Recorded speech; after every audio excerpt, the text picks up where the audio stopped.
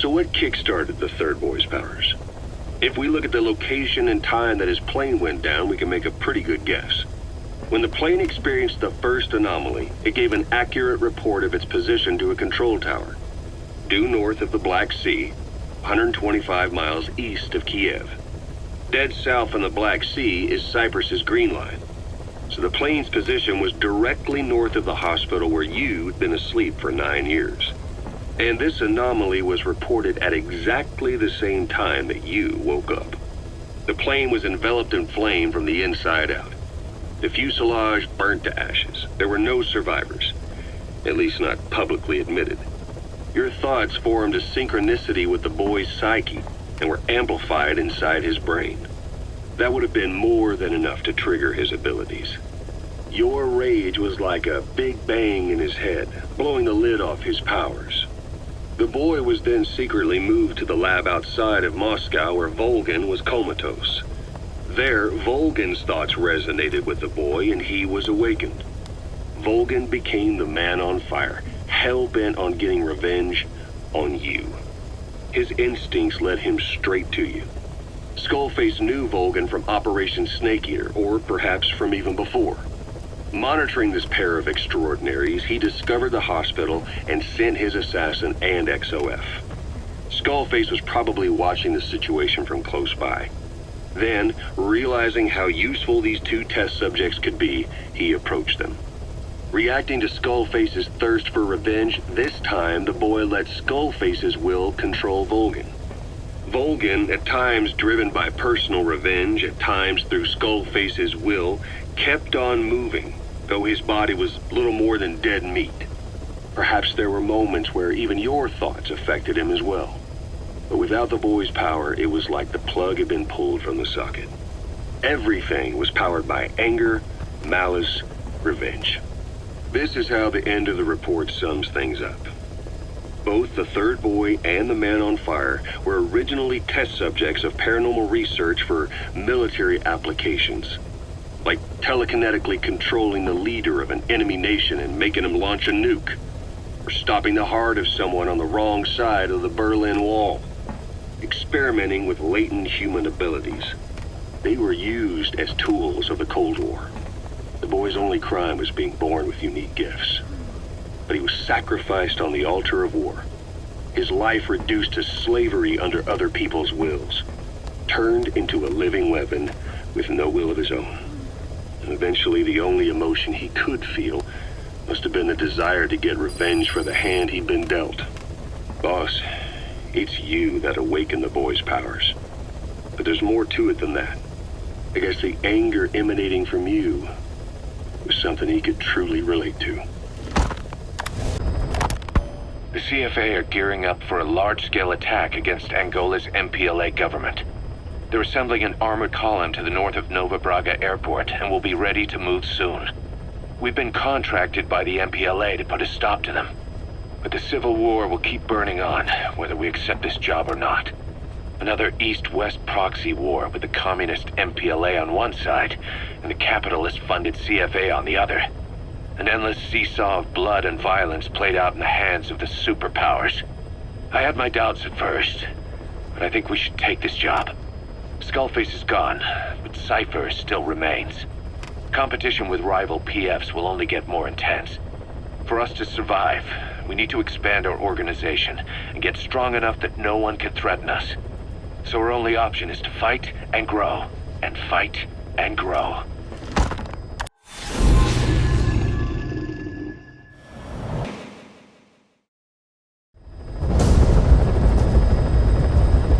The CFA are assembling an armored column to the north of Nova Braga Airport. Your job is to wipe them out. Listen to the tape for the contract details. Just be aware that the column's commander served with 5 Commando and later made a name for himself in South Africa's 32 Battalion. He's a hardened veteran, so don't take him lightly. Boss, I have a report from the intel team. The targets are now on the move. I've sent their predicted route to your iDroid. Check your map.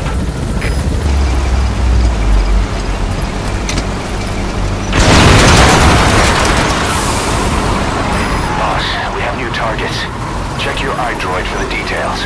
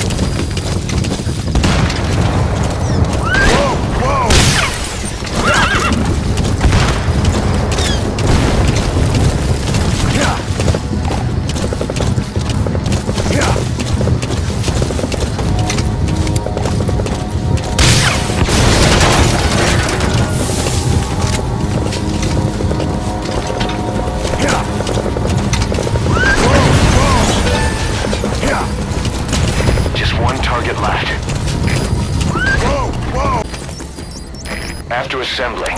The targets will then advance on another outpost. You could wait and take them all out at once, but it's a risky proposition.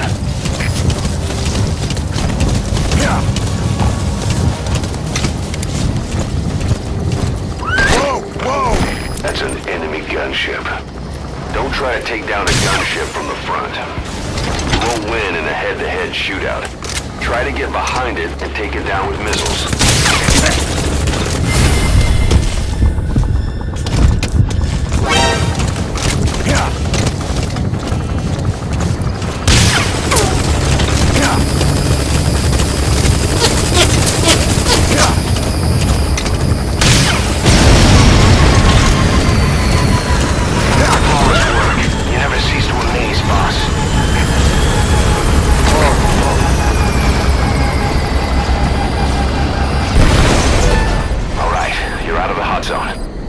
Forces in pursuit. Mission complete. Boss, as we suspected, the mastermind behind the kid's escape was Eli.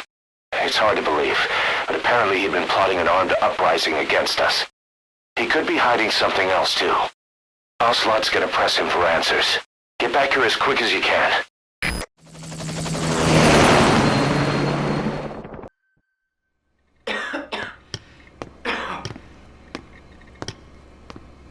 Where is he? I told you. Your father's not here. They're back. Yes, they're back. But don't get any bright ideas. Your quarters are under full surveillance. Your weapons privileges have been suspended. No more uprisings for you. Did you really think it would be that easy, Commander?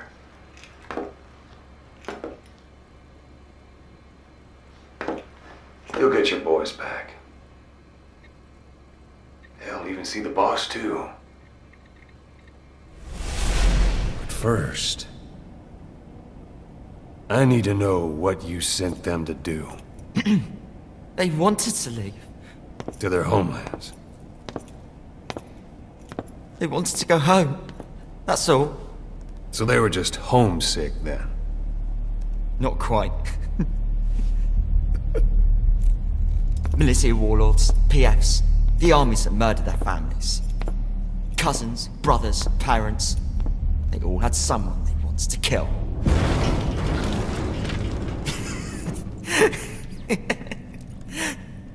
I told them, last chance to face the world with no regrets. Last chance. You better be ready for your drag back here. Ready to face the world as enemies.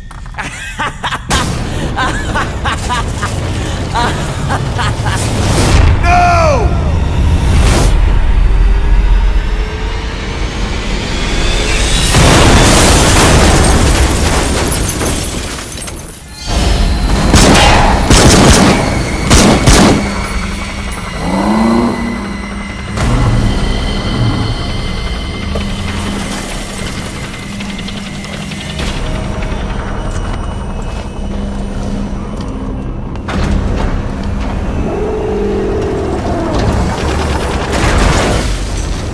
Like you! Goodbye, Father. I don't need you anymore.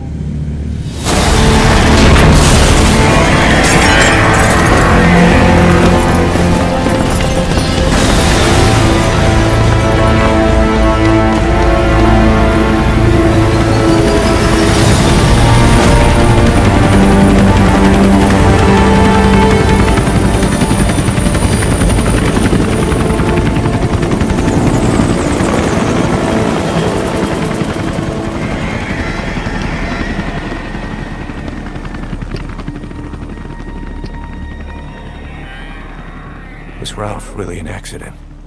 Or did Eli just rig it to stir up the boys? Either way, he had to have been planning for this all along.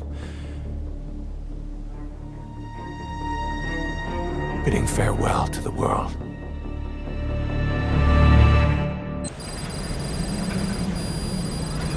Boss, we're looking for the kids and Sahelanthropus, but there's still no sign of them. We don't know if the chopper pilot is alive either. What have we gone and put in the hands of those kids? We don't know how bad this is until we find them. Also, regarding our concerns about Eli, I finished looking into whether or not he's a product of that project. I have an answer. I put it on tape. Give it a listen. You know, when you brought back all the child soldiers who escaped, Eli knew they'd returned. Needless to say, nobody said a word to him. I guess they got Roger. message to him somehow. Eli wasn't put in a corner in timeout. He was locked up in that room, completely cut off from the outside world. Then how'd he find out? There's only one possibility I can think of. The Soviet Union has been researching military applications for psi phenomena. Psi? Things like psychokinesis and ESP, extrasensory perception. You mean moving objects without touching them? Knowing what card somebody's holding up? Psychic powers? Come on. I thought that was just another bunch of disinformation aimed at the West. Just bear with me a second. One type of ESP is telepathy. It's the ability to know another person's thoughts through non-verbal means. You're saying Eli read our minds? It's the only idea that doesn't involve someone getting to him. Ocelot. Look, psi research isn't some hocus pocus. It's all evidence-based, scientific. There's gotta be another explanation. Maybe one of the kids stuck a note to your back. I hope that's the case. But I am convinced that they have, or Eli has, a connection to some force we have yet to identify. You better watch yourself, boss. How am I supposed to do that? If he is depending on something for help, well, that's his Achilles heel. If you can figure out what that something is, you might be able to use it against him. I'll keep that in mind. Oh, and the medical team is looking after the kids left on Mother Base. For the moment, they don't seem too panicked. But boss, get this. Eli got those kids to plot their armed uprising as a diversion. Also, he could steal Sahelanthropus and escape. That brat got us good. Set us up and knocked us down. And then there's that mystery kid who was with Eli.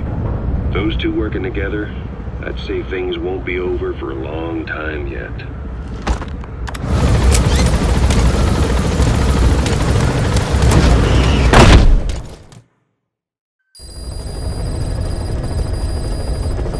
About Eli hijacking Sahelanthropus. We know how he got it moving. It was Emmerich. He used the kids in the staff living quarters to carry out his repairs. We got the details on tape. You're gonna want to hear this. Boss, we've got the results of Eli's genetic tests. We can finally put this worry behind us. We used the PCR technique and conducted DNA fingerprinting of the copied DNA sequences. Neither is mainstream science yet, but the concepts and procedures are sound. Both tests say there is 0% chance that the two of you are blood relatives, meaning the results are negative. He's not your son, nor is he your clone. He's just another person. It was 12 years ago that Zero made plans to clone you. Eli's age and appearance certainly are a good fit. I admit the first time I saw him I did a double take, but it looks like we were worried for nothing. Eli isn't your clone, though you might still have one somewhere out there. But if Eli isn't the boss's clone, why does he seem so obsessed with him? Not to mention having one hell of an attitude for his age. I don't know. Learning the truth about himself, cursing the fact he's a clone, bearing a grudge against selfish adults, and coming to hate who he was cloned from. Big boss. If that were really the case, I could understand it. I might even feel a bit sorry for him. But no clone could have a totally different DNA fingerprint. And the tests left no room for error. You yourself were there when we drew Eli's blood sample. Come to think of it, when we went to OKB-0, he'd snuck onto a chopper and was there. Yeah. He was acting strange even then. Or actually from a little before that time. That was exactly when we began these tests. Maybe he suspected something when we drew the sample, not knowing what we were doing to him, and becoming mistrustful of us. Hard to say. Eli's had an attitude problem from day one. So what is he then? Well, if he's gonna tell us that himself, we'll need to get him to open up more first. What was your goal in having the children repair Sahelanthropus? I just answered their questions. I had no idea they would actually try to fix it. I mean, can you imagine a child piloting it? Oh, sure, easily. It wouldn't work. I bet it's just like riding a bike. I said it didn't work. Who did you try? I didn't. Did you put your son in it? We never did that. His name was, Hal, wasn't it? I thought you said you never saw his face. But you made him pilot Sahelanthropus. You used him in your experiments. He wanted to get in. It was such a short time we had. So he was with you. We were happy. You're still happy now. Changing your lies to suit the listener and getting by slipping through the cracks. Building layer upon layer of convenient stories until nothing means anything to you anymore. You're happy all the time because you don't even notice you're doing it. Think hard. Who are you really? You're not a victim, and you're not the silent majority. You're a perpetrator and a petty hypocrite. The real world doesn't make you suffer. It's the other way around. Boss, we have an emergency.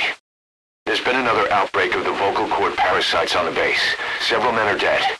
It started in the laboratory on the quarantine platform where the radiation leak occurred. I'd only just deployed the security team.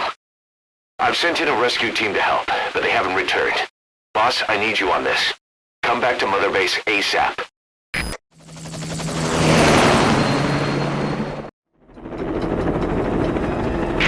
Here we go again. There's been another outbreak in the laboratory. The quarantine platform. We sent a team to investigate and recover the survivors, but they haven't returned. There's nothing on the radio either. We got a backup team ready to go. Just give the order and I'll go alone. Boss, what are you... There's no need for that. We can't afford to lose anyone else. We have no idea what's going on Exactly. Anyone still alive's at their breaking point. Last thing we need is another unit storming in. No telling how they'd react.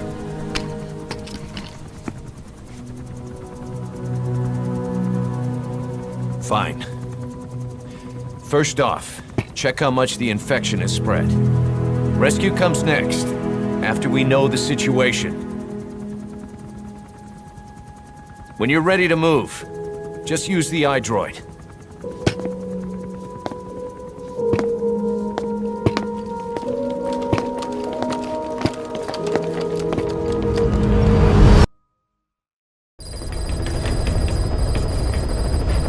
We have no idea why the parasite has showed up again.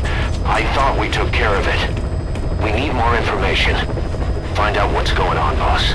Select a mission on your iDroid. Boss, we have another outbreak of the vocal cord parasite inside the quarantine platform's laboratory. Several men are dead. It began after we discovered that radiation leak in the facility's research block. I dispatched the security team to seal off the source and move the researchers to the containment block next to it. That's when they discovered the outbreak. I immediately sealed the laboratory and sent a MOP 3 rescue team, but they haven't returned and comms are dead. We have no idea why the parasite has showed up again. I thought we took care of it. I'd like to get any asymptomatic personnel out of there, but we can't tell who's infectious and who's not. We need more information, like how to tell the two apart. Find out what's going on, boss.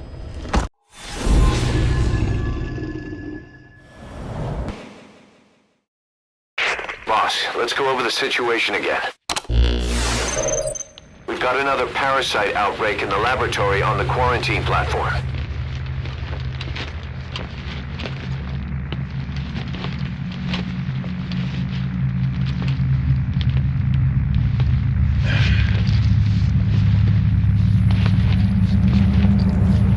What is this?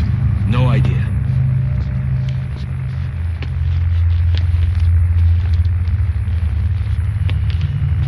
Damn it! What the? Shit! Stay back! Stay back! Watch out!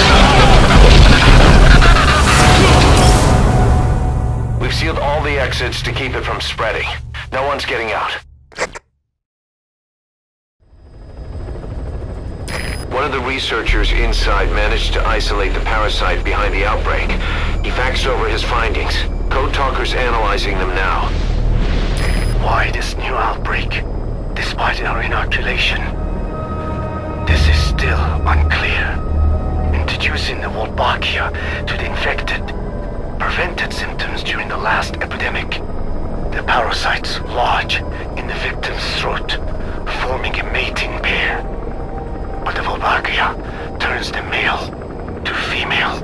Two females can neither copulate nor lay eggs. That's why the rescue team went in with more Wolbachia. But the outbreak still isn't under control. They should not be capable of laying eggs. Yet, we have a new outbreak. And the Wolbachia have no effect. I pray this is not some new strain. If it is, then someone may have brought it here. If there's a spy running around. For now, we must focus on discerning the outbreak mechanism. The cases show another alarming new development. It is now even more difficult to tell who is infected. The eggs propagate out of sight. No external symptoms. One who appears healthy may be dying on the inside. What the hell happened in there? Boss, I still can't raise the rescue team I sent in. We know how to proceed if we just knew how to ID the symptoms. Finding that out is part of your job in there.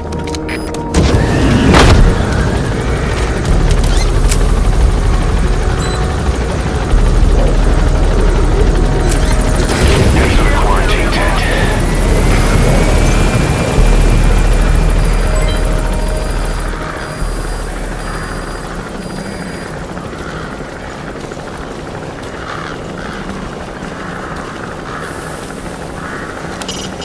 Head for the quarantine tent.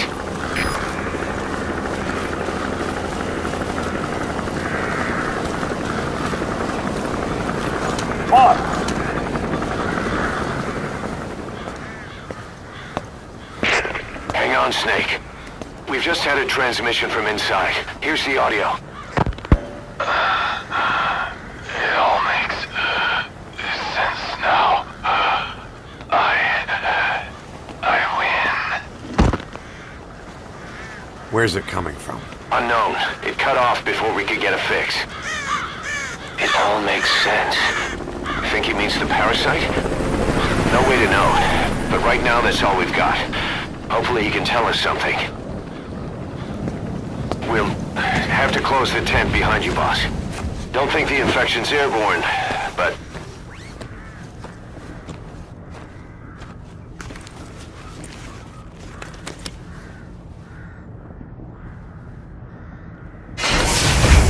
Find the source of that transmission, boss. Find our man. You never know.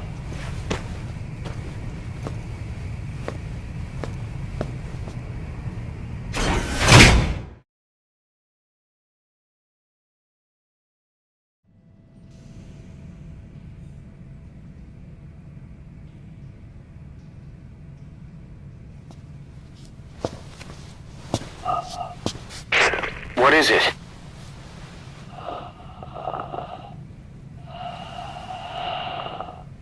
Something sweet.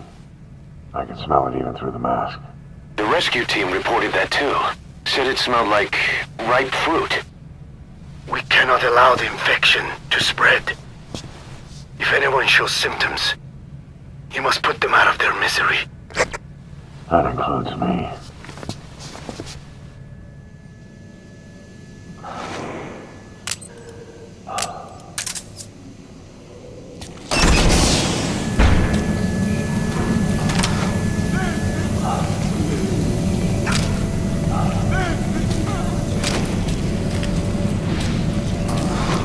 Guess the parasites killed him. Don't touch him. He's covered in blood.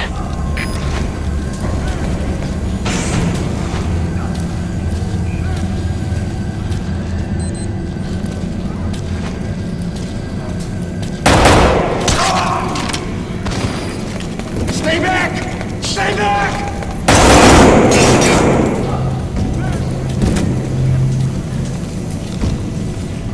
He's got a mask. He's with the rescue team. And the guy from before.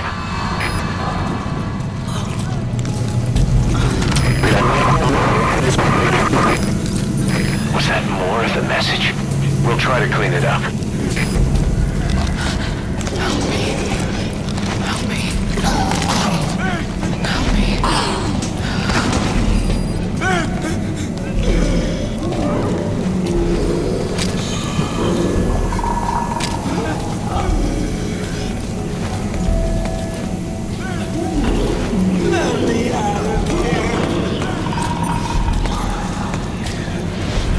Stop this out of us. I just want to go outside.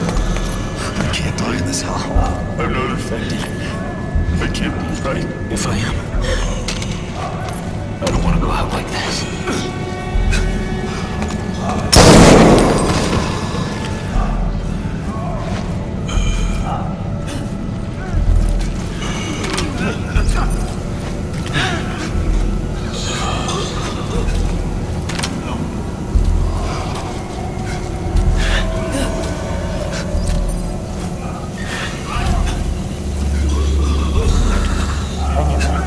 The boss is up. Boss, it's you. He's wearing a mask. He's part of the rescue team. Looks like he's not the one who sent the message. I'd like to hear what he has to say, but you need to keep going. Sorry. Radio got shut up when I did. They opened fire when we entered. But I couldn't bring myself to shoot back. Like you said, boss. Never point a weapon at one of your own. I'll keep watching.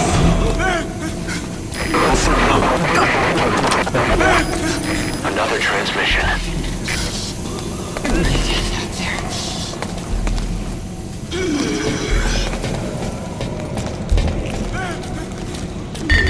I have analyzed part of the data that was faxed out. It appears even those who barely spoke became symptomatic. This must be some kind of mutation.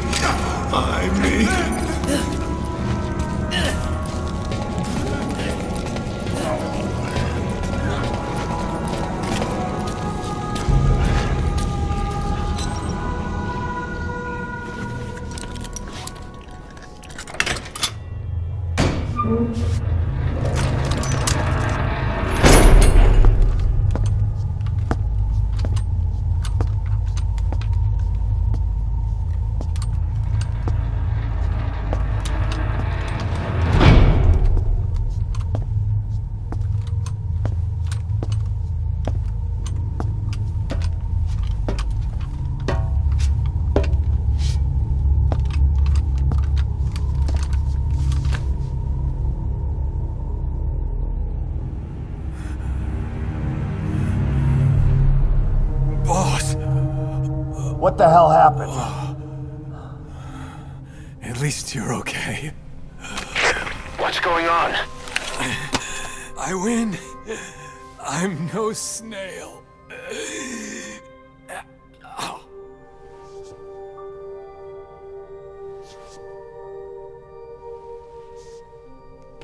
Damn it.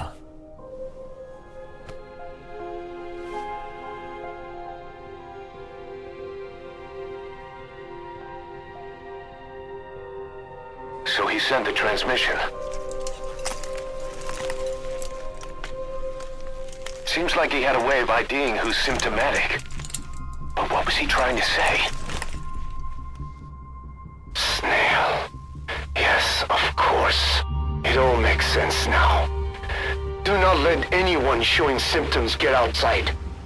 As infection progresses, it triggers an overwhelming urge to get out in the open. That's the parasite controlling them. Once outside, the birds will feed on infected bodies, spreading the parasite on land.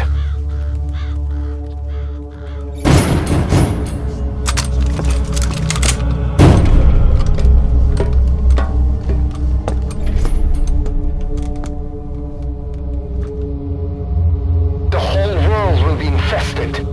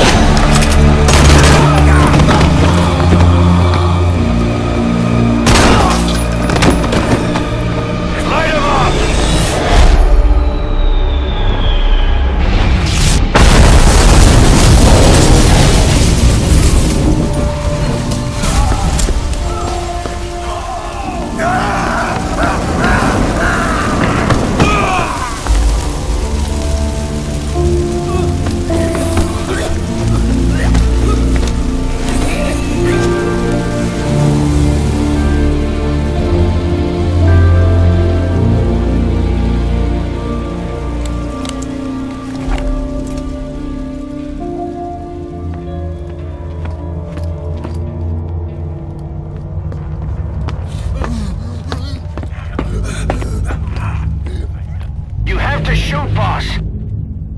We can't let them outside! Damn it! We can't allow any contagious individuals to leave! Shoot, Snake!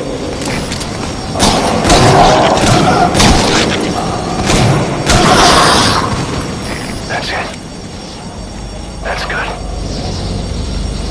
You still have those goggles. If you see a glow in someone's throat, that means they are infected. And all you can do is give them a quick death.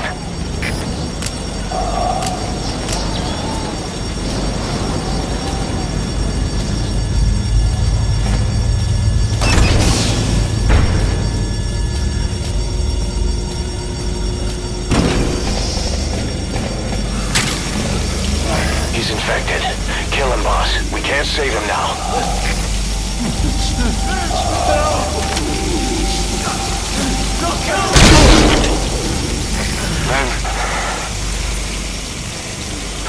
I'm sorry.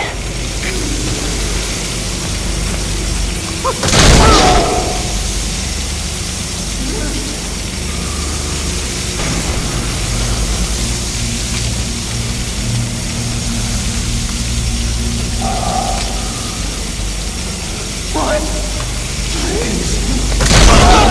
Snake! You just killed your own... Emmerich, what the hell? Nobody asked for your opinion. You expect me to just stand by and watch this?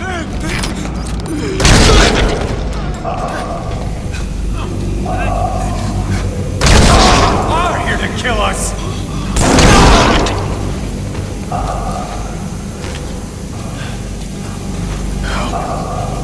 Why? You came.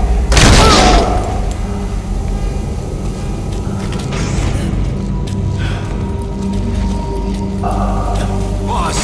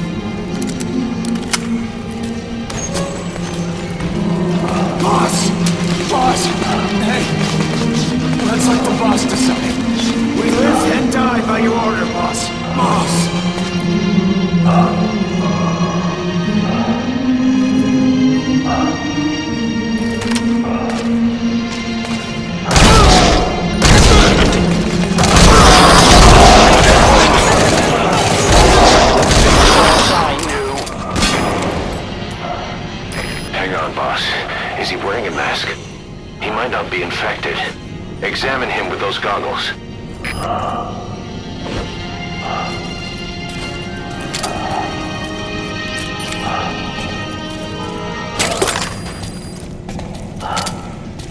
Carry the rescue team member to the exit. He's the only one not infected.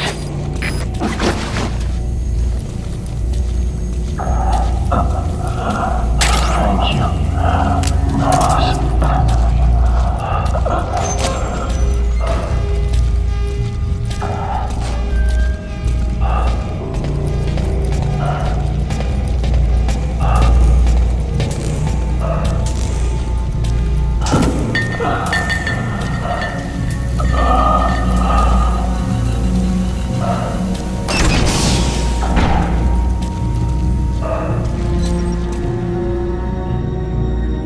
Got a survivor. Unlock the door.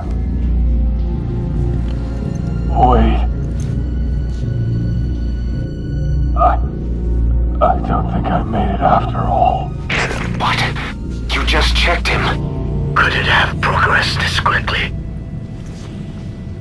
Boss, take another look at him with the goggles.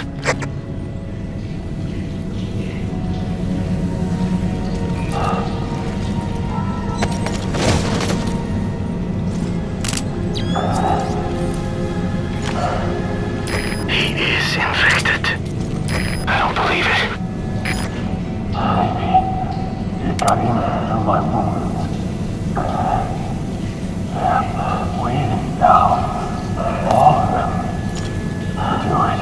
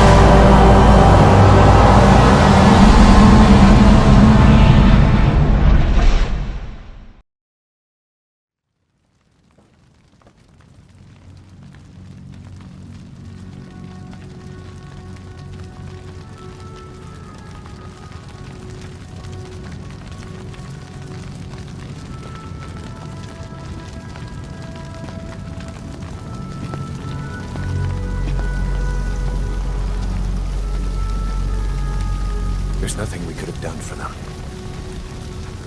We're all grateful, boss.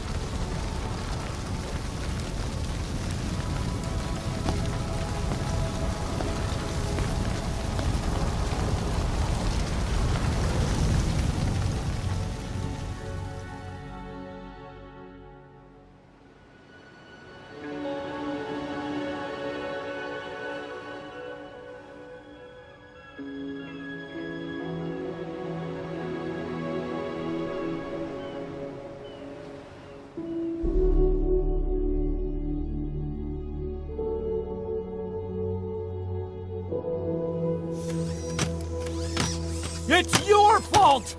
They're dead because of you! What? He's right. I killed him with my own hands. They were on your side! I'm on your side! And you turned them all to ashes!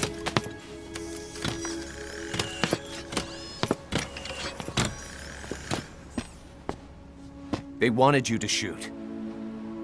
It was that or be burned alive. Come on. Let's get this over with.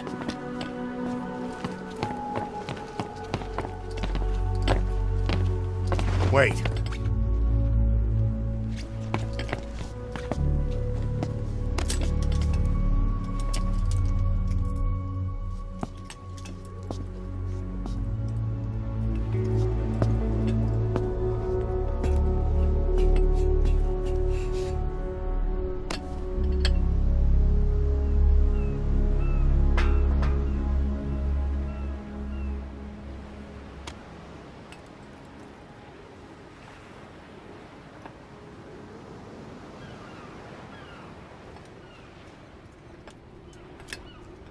I won't scatter your sorrow to the heartless sea.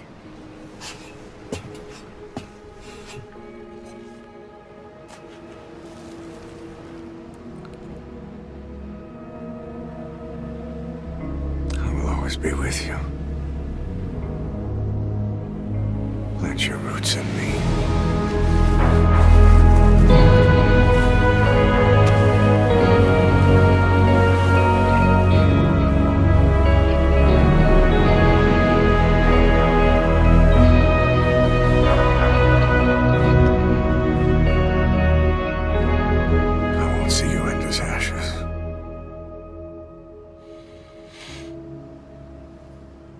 You're all diamonds.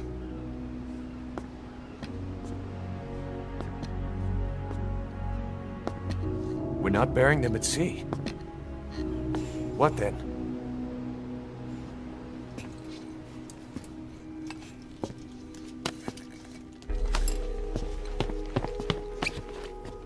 We'll make diamonds from their ashes. Take them into battle with us.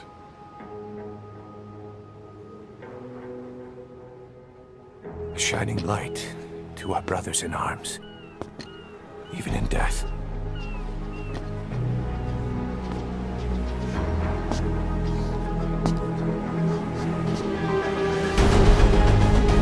We are diamond dogs.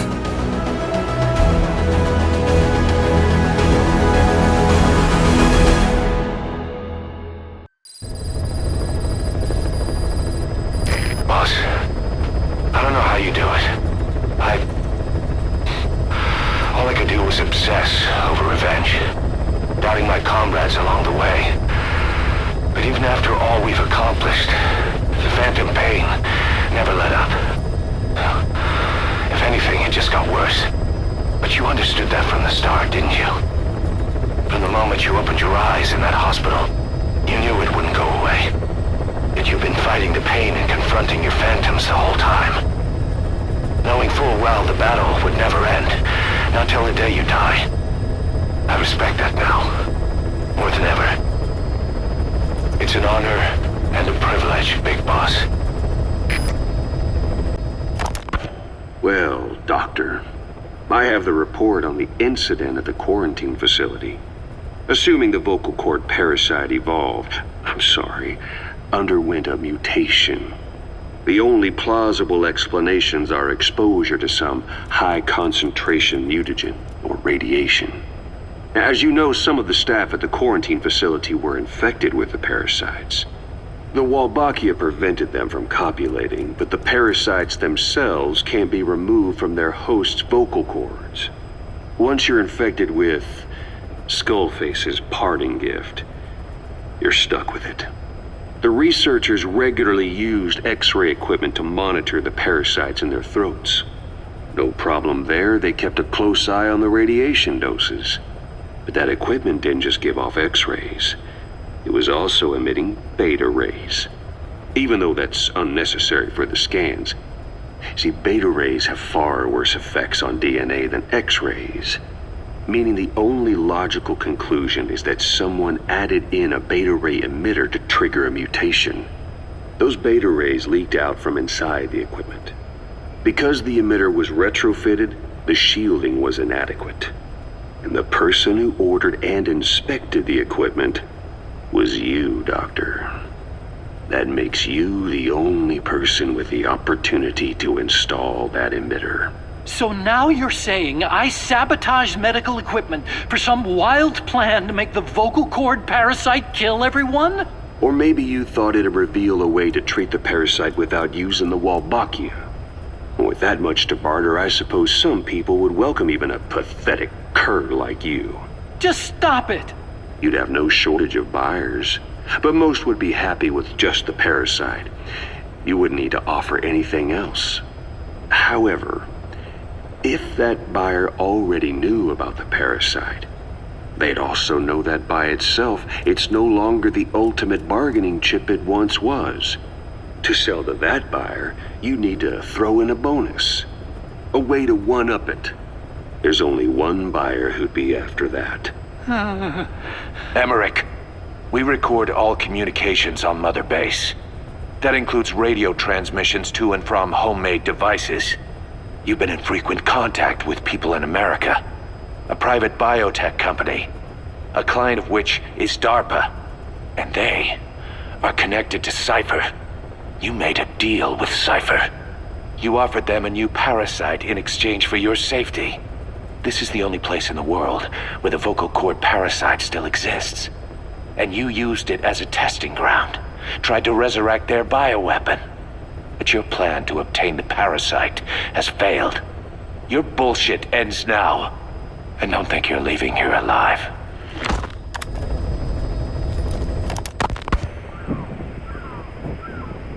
Hours after exposure to the blood of a symptomatic colleague, I found myself making my way up the stairs to this room. And I am not alone. Everyone who's infected, we've all come up here wanting to get outside. I know full well I mustn't leave, given the possibility I'm infected. Yet, I can't contain this urge I feel inside me. Like the alcoholic who tries to make any excuse for one more drink. Every step I took up those stairs filled me with this sense of bliss. I still have all my wits about me. It took no time at all to rewire the electronic lock and open the emergency exit. Then, just as I was about to set foot outside, I finally realized what was going on. This desire for freedom is not my own, but that of the vocal cord parasites inside me. They want the ravens to feed on us, pecking us to death. Attracted by these sweet secretions, they have mutated to facilitate this. The sweet smell is powerful enough to attract even a species with such a weak nose. So, before the parasites take complete control, I must. Most of the staff in here are already infected. At least, everyone I've looked at is.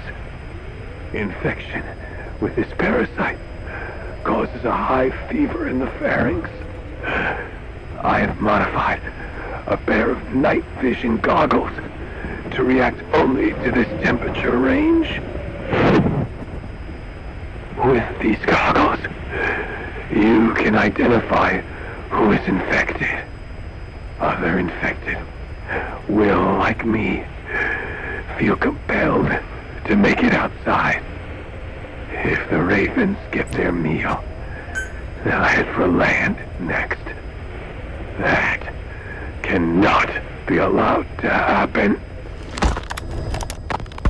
The whole idea of the vocal cord parasites was that they'd only copulate once exposed to a specific language over time.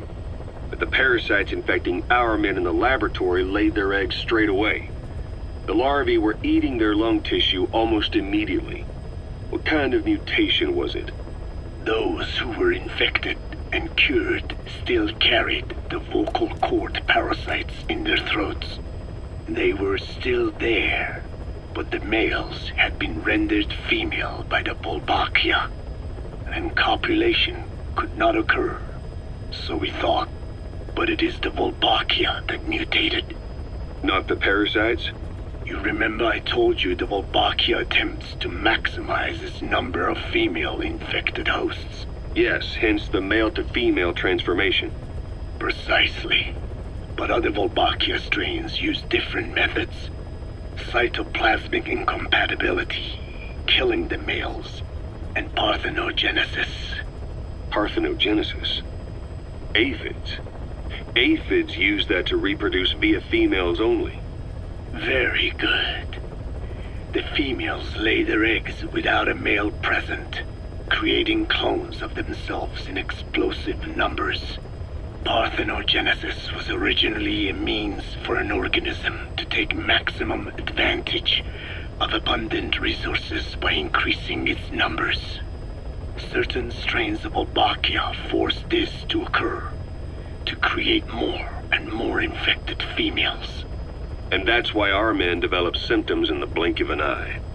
Wolbachia causing parthenogenesis is common in parasitic wasps. Of course, the Wolbachia I introduced to your men did not have this characteristic, but I believe the mutation, whatever it was, caused it to force parthenogenesis in its host, the vocal cord parasites. The Wolbachia we used to prevent egg laying became the agent of limitless reproduction. There's something else. The symptomatic infected in the laboratory all wanted to get outside, even knowing there was napalm waiting for them out there. You said the parasites made them act that way, but parasites controlling humans. Is it possible? Parasites altering the host's behavior is a common occurrence in the world of nature. Long ago, the vocal cord parasites had this ability, but even I never foresaw they might control humans. Until I heard the things your man said. You mean the researcher on the top floor? The bit about, I'm not a snail? Yes. Among parasitic worms, there is a genus called Leucochloridium that uses snails as intermediary hosts. As you know, snails prefer dark, gloomy environments. But once parasitized by Leucochloridium, they desire to be in the light. And that is not all. The parasitic worms thrust themselves into the snail's antennae, making them swell to abnormal size. The snail, meanwhile, frantically wiggles its antennae as the parasites squirm inside. The swollen, wriggling antennae soon resemble caterpillars. I don't get it. It is so they can be eaten by birds. Leucochloridium needs a bird as its definitive host. To breed, they require their snail host to be snapped up by a predator. So they make the humble snail appear to be a delicious caterpillar and lead it to somewhere in open sight. So you mean the staff trying to get outside was so the birds could pick at them. The parasites altered their mental state making them crave higher places and to be outdoors. I can only surmise that both the Volbachia and the parasites mutated before the ancestors of the vocal cord parasites infected humans. Their hosts were birds. What we saw in the laboratory was some throwback to that time. The parasites attempting to make birds their intermediary hosts. It sounds insane. A praying mantis that is host to a parasitic hairworm will dive into water and drown itself, just so the hairworm can lay its eggs in water. Rats infected with Toxoplasma gondii lose their instinctive caution and run right up to cats. Just some of the many ways parasites control the host. But we're humans. Surely our minds are too complex for that. I thought just the same. Free will is what makes us human, so it never occurred to me that the parasites could be controlling the symptomatic. But the mood, the will of a person can be easily affected by the balance of their cerebral substances. Take the toxoplasma I mentioned. It does infect humans, and it is thought the infected develop a more reckless attitude. But to think that mutations occurred in both the Wolbachia and its parasite hosts... Your observation is most apt. Both mutations occurring at once indicates the presence of a powerful mutagen. I see. Keep working on narrowing down what it was.